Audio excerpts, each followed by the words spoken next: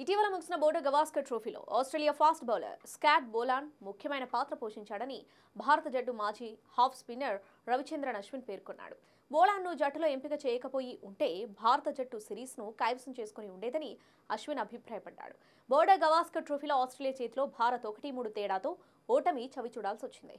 జస్ప్రీత్ బుమ్రా సారథ్యంలో భారత్ 295 పరుగుల భారీ తేడాతో గెలుపొందిన పెర్త్ టెస్టులో ఆస్ట్రేలియా బోలాన్ను ప్లేయింగ్ 11లో చేర్చలేదు. అయితే అడిలైడ్ టెస్టులో జోష్ హేజిల్వుడ్ గాయపడడంతో స్కాట్ బోలాన్ జట్టులో చోటు దక్కించుకున్నాడు. అడిలైడ్ టెస్టులో ఆస్ట్రేలియా 10 వికెట్ల తేడాతో విజయం సాధించింది. ఇక బ్రిస్బెన్ టెస్టులో బోలాన్ మళ్లీ బెంచ్కు పరిమితం కాగా ఆ తర్వాత అతను మెల్బోర్న్, సిడ్నీ టెస్టులో ఆడాడు. బోలాన్ జట్టులో ఉండటం ఆస్ట్రేలియా జట్టు అదృష్టమని అశ్విన్ చెప్పాడు.